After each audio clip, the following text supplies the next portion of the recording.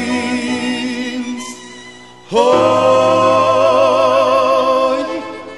veresot vereloire der weiß schon wo sich mein aidische Mame nicht du kein besseres auf der Welt aidische Mame hoi baby bitter wenn sie fehlt wie schön in lichtig ist in Heus wenn die Mames du wie treurig finster ist bei Gott nehmt sie euch voll am Habot in Wasser in Feuer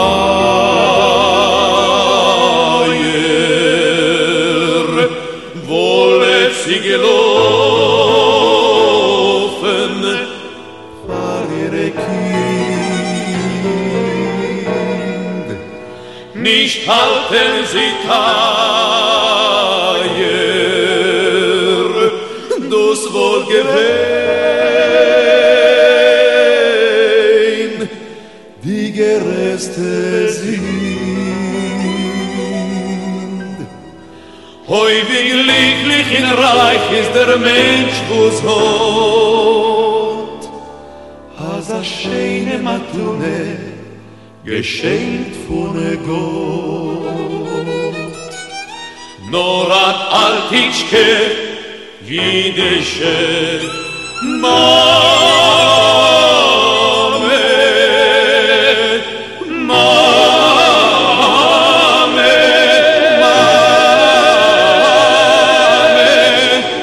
Mame Boker Tov les amis, shalom tout le monde. Magnifique, des gens qui, bon Hachem, se réveillent pour étudier la Torah du Tzaddik. Ashreinu, Ashreinu. Baruch Hashem. On a une bonne équipe. À Genève, à Paris, en Corse, à Jérusalem, à Ouman, au Québec. Partout, Baruch Hashem, un tzaddik qui diffuse partout, il arrive partout pour réunir le bien qu'il y a. Comme Rabbi Nachman a dit, là où il y a du bien, viens vers moi. Baruch Hashem. Alors on fait le cours Bezat Hashem pour l'Eilul Nishmat, l'élévation de l'âme de Clarisse Bat Laetitia et de Iko Gourfin Kiel. Et pour la refoua de David Ben Mesouda, Laura Aliester Chava Batraya Daniel, Laurence Sultana Badrachel, le Rav Besançon, Israël Yitzhak Ben Fortuné,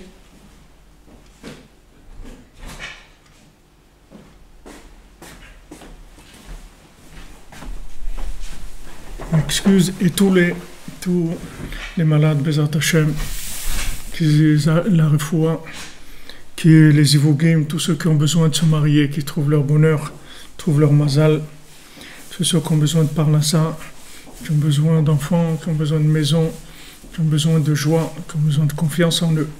Tout ça, ça se trouve chez Yosef, tout ça se trouve chez le tzaddik, Huam Mashbir, l'école Amaretz, nous lui donne à manger à tout le monde. Alors, on était toujours dans notre étude de Ilchot Rosh Chodesh al Chazaïn, page 256 dans l'écoute à la Chot, 3e volume. Vezeu Paro Cholem. Et On parlait la semaine dernière du rêve de Paro. Paro, il rêve. Paro, prinata sitrachara, shmebalbel et amour. Qu'est-ce que c'est Paro? Paro, c'est la shonafra'a. Paro, ça veut dire qui dérange. C'est ce que ça veut dire Paro. Paro, c'est mafria, c'est-à-dire c'est quelqu'un qui vient déranger. Qu'est-ce qu'il fait? Les mebalbel le moir. Il trouble l'esprit. Al-yedea bilbulim abaim, al-yedea shanim suruchim kanal.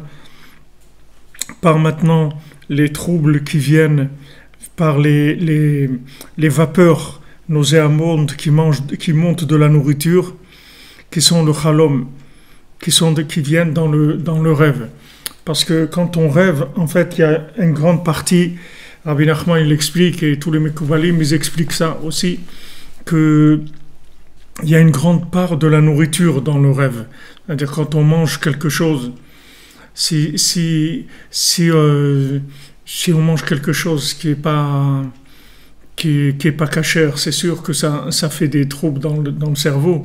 Mais même dans la cacheroute, même dans les choses qui sont cachères, comme on a vu que si on n'a pas emunat rachamim, si on n'a pas confiance dans les tzadikim, alors ça remonte jusqu'à l'art de la connaissance du bien et du mal. C'est-à-dire que dans la nourriture, il y a plus d'emprise de logique que de vitalité spirituelle. C'est-à-dire normalement quand on mange, il y a des éléments spirituels dans la nourriture qui vont nous permettre de nous enrichir, de donner de la force à notre esprit.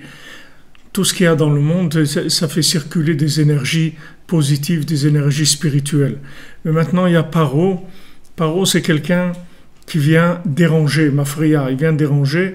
Qu'est-ce qu'il fait? Il attaque la confiance, il attaque la émouna dans les sages, il attaque la émouna dans Hachem, il attaque la confiance en soi-même aussi, la émouna, la confiance en soi-même. Donc ensuite, après, quand on mange, la nourriture n'arrive pas à se diriger comme il faut, c'est-à-dire à faire les tris qu'il faut. Et ensuite, il y a des vapeurs néfastes, nauséabondes qui montent à l'esprit.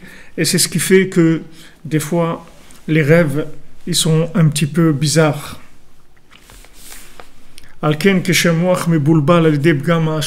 C'est pour ça, quand l'esprit est troublé par ces vapeurs-là,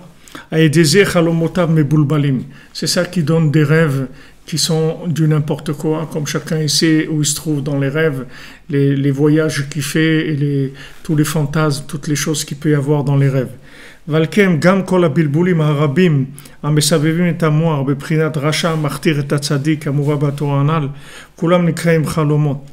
Maintenant, tous les troubles qui viennent dans l'esprit, tout ce qui vient nous troubler, même quand on est réveillé. Une fois, Rabbi Nathan, il y a quelqu'un qui lui a dit, qui est venu, lui dit, voilà, et Rabbi, j'ai rêvé quelque chose, et je voudrais que vous m'expliquiez les rêves, parce que je suis un petit peu troublé par ce que j'ai rêvé. Alors Rabbi Nathan, il a dit, viens, on voit d'abord ce qui se passe avec toi quand tu es réveillé, après on parlera pour les rêves déjà. Pourquoi lui a dit ça, Rabbi Nathan? Parce que même quand on est réveillé, c'est un rêve. C'est-à-dire notre façon de vivre les choses, c'est aussi un rêve. C'est-à-dire chacun, il interprète les choses d'après les films qu'il a dans sa tête, d'après ce qu'il ressent, d'après des choses qu'il a enregistrées, etc.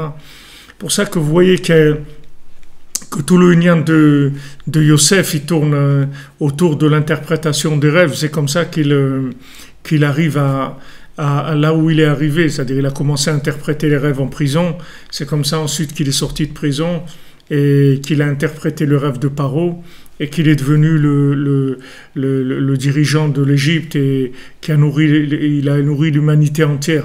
Tout est parti par l'interprétation des rêves, parce que Yosef Hatzadik, le fait qu'il avait la connexion dans l'alliance, alors il avait une vision très tranchante des choses. C'est-à-dire que quand vous lui racontez un rêve, tout de suite, il y avait ce qui n'était pas bon, ce qui était complètement des fantasmes, ça tombait et il restait que la vérité. Donc il vous dit, voilà, le rêve, voilà ce qu'il veut dire, ça et ça et ça. Donc Paro, quand il lui a raconté, il a raconté son rêve à Yosef, bien que Paro il a triché un peu, c'est-à-dire il a essayé de l'embrouiller, il lui a raconté dans le rêve, il a dit des choses qui n'étaient pas vraies dans le rêve. Mais ça aussi, ça a pas dérangé. Yosef, il lui a dit la vérité claire, nette. Comme une fois, quand j'étais à la yeshiva, alors le Rav Besançon, chéri, si le Refoua Shlema, Israël Ben Fortuné. Alors, quand je suis arrivé à la yeshiva, j'étais dans la musique, c'était mon activité principale. Et je voulais acheter une flûte traversière quand je suis arrivé à la yeshiva. J'ai dit comme ça, quand je vais faire une bodé doute dans la forêt et tout. Alors le Rav Besançon, il m'a déconseillé, il m'a dit non, apprends la clarinette, c'est mieux, c'est un instrument qui est chassidique, comme ça, c'est bien. Ok, j'ai essayé, j'ai appris la clarinette, un petit peu comme ça, mais ça n'a pas duré très longtemps, ça ne me plaisait pas beaucoup. Alors quand le Rav Rakin, il a su que j'apprenais la clarinette, alors une fois il m'a reçu chez lui, quand j'étais à la yeshiva, j'étais bachour à la yeshiva, je dormais juste au-dessus de la maison du Rav Rakin, juste l'étage au-dessus. Et alors une fois j'étais chez lui, il m'a dit alors il paraît que tu apprends la clarinette, hein? Je dis ouais, j'essaie des trucs. Il dit moi aussi je joue de la clarinette. Alors je dis ah bon Rav, je savais pas. Il me dit moi quand j'étudie c'est clair et net. Alors il dit moi aussi j'étudie de la clarinette. C'est-à-dire le tzaddik, quand il dit quelque chose, c'est clair. Vous voyez, il n'y a pas d'embrouille, il n'y a pas de mélange dans la Torah du tzaddik. Dans la Torah de Rabbi Nachman, sa vérité, elle est tranchante, elle est claire. Dans tous les inyanim, quand il parle de quelque chose, c'est clair, il n'y a pas de flou. Il ne laisse pas de flou. Il dit des choses claires. Ça s'appelle l'interprétation des rêves. Parce que même l'interprétation de la Torah, ça s'appelle des rêves aussi. C'est-à-dire que quand les gens ils étudient la Torah, alors ils mettent aussi des choses, ils mettent un peu des guirlandes, ils mettent un peu ils ajoutent un peu des trucs à eux, ils enveloppent un peu, ils mettent un peu de couleurs, un peu de parfum, un peu de trucs. Ils rajoutent des trucs. La Torah de Yosef, c'est clair. C'est-à-dire il n'y a pas dedans des éléments qui vont vous troubler. Au contraire, toute la Torah du tzaddik, c'est pour éclaircir la vie, pour savoir exactement ce que j'ai à faire ici, que ça soit clair, que j'ai aucun doute, que j'ai pas comme on a vu la dernière fois le Chalukat Ha'etzah, c'est-à-dire que le conseil est des fois partagé, c'est-à-dire je sais pas exactement ce que je dois faire, ce que je dois pas faire. Même si je sais pas comment faire ce que j'ai à faire, mais ce que j'ai à faire, il faut que ça soit clair dans ma tête. Le tzaddik qui donne des choses claires. Voilà ce que tu dois faire, ça et ça doit être clair. Après, maintenant, dans le comment, on va essayer de voir comment on va réaliser ça à notre niveau chacun. Mais le quoi, c'est-à-dire le quoi faire, il est clair. Donc Yosef, quand il arrive, Yosef, il éclaircit tout. D'ailleurs, quand Yosef il est né, tout de suite, Yaakov il a dit on s'en va de chez Lavan, parce que Lavan c'était l'embrouille par excellence. Dire Lavan, la Maison Blanche ou l'Élysée, toutes ces choses-là, c'est les endroits de l'embrouille, les plus grandes embrouilles qu'il y a dans le monde. Tout était mélangé, tout est troublé, tout, on mélange tout, c'est la politique, etc. La maison de Lavan, c'était la même chose. C'est-à-dire tout était là-bas, tout mélangé. Alors quand Yaakov il a travaillé pour avoir Rachel, il lui dit pas de problème et tout. Après, il lui a donné Léa. Après, il a dit, mais attends, mais je peux pas te donner, je peux pas donner la plus jeune avant la plus âgée. Donc, prends Léa. Et après, je te donnerai Rachel. Elle travaille encore 7 ans, etc. Et quand il gardait son troupeau, à chaque fois, il l'embrouillait. Il faisait tout ce qu'il pouvait pour embrouiller Yaakov. Alors, Yaakov, il a fait son chemin. Chez Lavan, il est resté 20 ans chez Lavan. Il a travaillé 14 ans pour Léa et Rachel, et ensuite 6 ans pour sa parnassa, c'est-à-dire qu'il a fait son troupeau chez Lavan, il a construit son troupeau avec des conditions qui étaient vraiment terribles, mais lui aussi, Yaakov, il savait comment jouer avec Lavan. Il savait comment se comporter avec Lavan et avec Esav aussi. Mais Lavan, c'est encore pire que Esav, puisque Esav lui-même, il avait peur de Lavan. Esav, c'est quelqu'un qui est dans la manipulation de la matière, mais Lavan, c'était un sorcier. C'était quelque chose encore, un niveau encore de manipulation beaucoup plus dangereux. Donc quand il y a Yosef qui est né, quand Rachel elle a eu Yosef, Yaakov il a dit on rentre à la maison, c'est fini, on a terminé. Pourquoi? Parce que il est né celui qui allait clarifier les choses. C'est ça le principal, c'est ça qui manque au monde.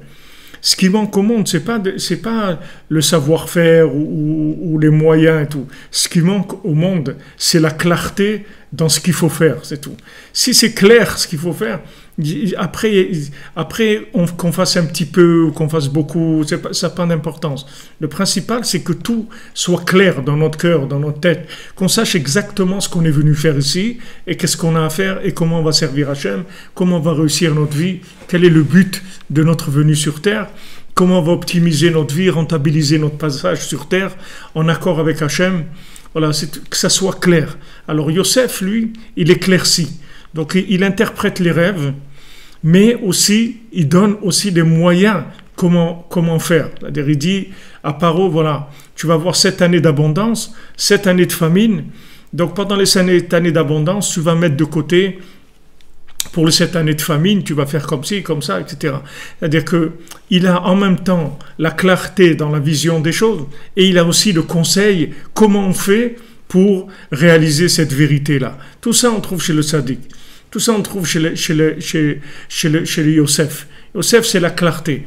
Donc, il dit ici, Rabbi Nathan, que tous les bilboulim, c'est-à-dire tout ce qu'on a comme pensée qui viennent troubler notre façon de vivre, ça vient aussi, c'est des rêves, c'est la même chose que des rêves. Parce que ça vient du fait qu'on n'a pas l'interprétation claire de la vie. On voit des gens qui font certaines choses, alors on dit peut-être moi aussi je dois faire ça.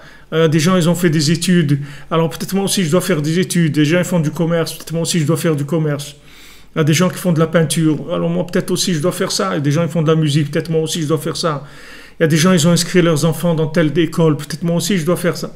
C'est-à-dire tout ce qu'on voit, on sait pas exactement si c'est pour nous ou si c'est pas pour nous. Ça aussi c'est des rêves, parce que ce sont des propositions de mode de vie qui nous entourent, mais on ne sait pas si ça a un rapport avec nous. Est-ce qu'on doit faire la même chose? Est-ce qu'on doit faire on doit faire, on ne sait pas exactement qu'on va trouver notre chemin. Très difficile. Donc Rabbi Nathan, il tranche parce que il est connecté. Comment Yosef il a reçu ce don? Comment le tzaddik il reçoit ce don? C'est très facile. C'est-à-dire c'est facile, c'est pas facile à faire, mais comment il l'a reçu, c'est facile à comprendre. C'est le degré de connexion, c'est tout. Plus vous êtes connecté à Echad, à l'absolu, et plus vous voyez clair dans votre vie, c'est tout. Plus vous êtes connecté à des chaînes de télévision, et plus vous êtes embrouillé. Vous allez voir des sortes de programmes d'individus, Médecins sans frontières, des trucs, de tout. Vous allez voir plein de choses dans le monde. Et toutes ces choses-là, ça va éveiller chez vous des envies, peut-être de faire comme ça, peut-être de faire ci, peut-être de faire ça, ça éveille beaucoup de... Mais quand vous êtes connecté à Echad, à un, c'est-à-dire à l'absolu, tout est clair. C'est-à-dire votre vie, elle est claire. Donc Rabbi Nachman, il vous donne des outils. Il dit, voilà, tu parles avec Dieu, tu t'attaches au tzaddik, tu parles avec Dieu, tu fais tikkun klali, tu étudies la halakha aussi, la halakha psuka, c'est-à-dire la halakha tranchée, c'est-à-dire le mode de vie tranché, et tu viens au Mana Hoshana. Tout ça, ce sont des points de connexion qui vont permettre de clarifier notre vie.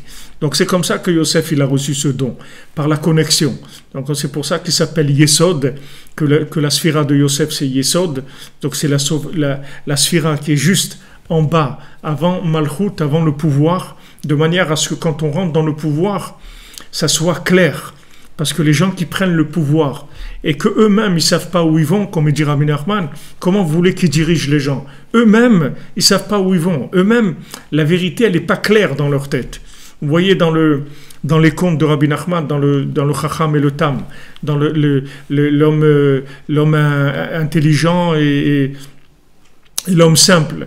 Vous voyez cet homme simple qui est un cordonnier.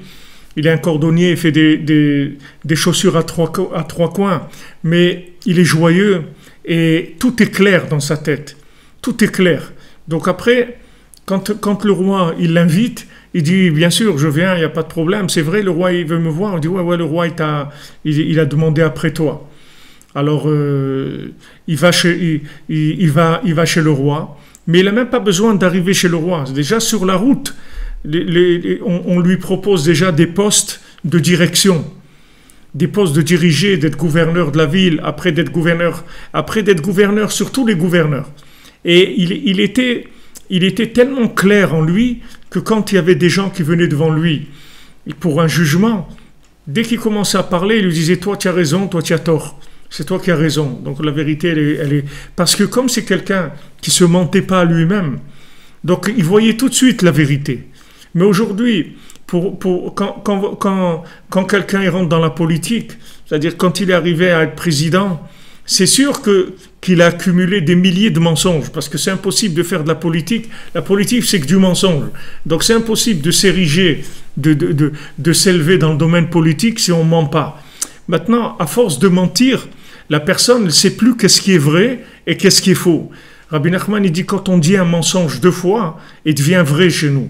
Si vous inventez une histoire qui n'est pas vraie, vous racontez à quelqu'un quelque chose, ouais, tu sais ce qui m'est arrivé et tout, et c'est pas vrai, vous inventez. Si vous racontez cette histoire 2 fois, elle va devenir vraie chez vous. C'est-à-dire, vous avez l'impression que c'est vrai, alors que les maasés, c'est faux. Mais comme vous en avez parlé 2 fois, ça y est, ça rentrait en vous comme si c'était vrai. Donc, on a besoin de clarté, on a besoin de clarifier. C'est ça le plus grand cadeau qui existe dans ce monde, c'est d'avoir les idées claires. Après, maintenant, la force qu'on a, les tentations, tout ça, c'est pas un problème. Il peut y avoir des tentations, il peut y avoir des chutes, des trucs, ça, c'est pas important. C'est pas grave. Ce qui est grave, c'est de vivre dans l'imagination. Ça, c'est grave. S'imaginer des choses qui sont pas vraies. D'imaginer la vérité, mais elle n'est pas vraie. De s'imaginer que voilà, il faut faire comme ça et comme ça, alors que c'est pas vrai. C'est pas ça que je dois faire. Ça, c'est le pire qui existe. Ça, c'est pire que toutes les ta'avot, que tous les désirs, que tous les plaisirs de ce monde. Parce que si maintenant, je suis pas clair dans ma tête ce qu'il faut faire, même si je suis bien, même si je travaille sur moi, je fais des efforts, je fais attention à ce que je regarde, ce que j'entends, ce que je dis, ce que je fais, etc. Mais tous ces efforts-là, maintenant, quand je vais m'investir et faire quelque chose, dans quoi je vais investir ça? Dans quoi je vais investir ça? Je sais pas, je suis plein de fantasmes, donc je sais pas où m'investir. Je peux m'investir dans n'importe quoi. C'est-à-dire, je peux faire du n'importe quoi. Il y a des gens, ils ont cru dans leur vie dans certaines choses. Voilà, on a des gens qui sont chez nous, qui ont cru dans le Parti communiste, et toute leur vie, ils ont donné la moitié de leur salaire au Parti communiste. Et à l'âge de 60 ans, ils sont réveillés, ils ont vu qu'ils se sont trompés dans leur vie, et ils ont fait tchouva, ils sont venus, et ils sont attachés à Rabbeinu, ils ont retrouvé la vie, ils ont trouvé tout. Mais quand vous êtes dans un parti communiste, ou n'importe quoi, trotskiste, léniniste, ce que vous voulez, de droite, de gauche, d'en haut, d'en bas, de ce que vous voulez, quand vous êtes dans ce cercle-là, vous croyez que c'est vrai, parce que tous les gens, ils parlent de la même chose. Ils disent, ouais, les inégalités, des trucs, c'est pas normal, ça c'est pas normal, ça c'est comme ça, il faut l'égalité des classes. Vous pouvez raconter n'importe quoi. C'est dit maintenant, des gens, ils se mettent ensemble, et ils commencent tous à raconter la même chose. Alors les gens, ils commencent à se... Comme il disait à Toulouse, il disait une expression comme ça, il disait tu te la joues et tu te la chantes. Tu te la joues et tu te la chantes. Il disait ça, c'est-à-dire que tu commences à te la jouer, après tu te la chantes, et après tu crois que c'est vrai, c'est tout. Alors il y a un groupe de gens qui sont énervés ou qui ont des trucs et tout, ils ont décidé maintenant, ils vont commencer à parler, à faire des affiches et des prospectus et toute une campagne et trucs et tout, sur des choses que c'est tout basé sur de l'illusion totale.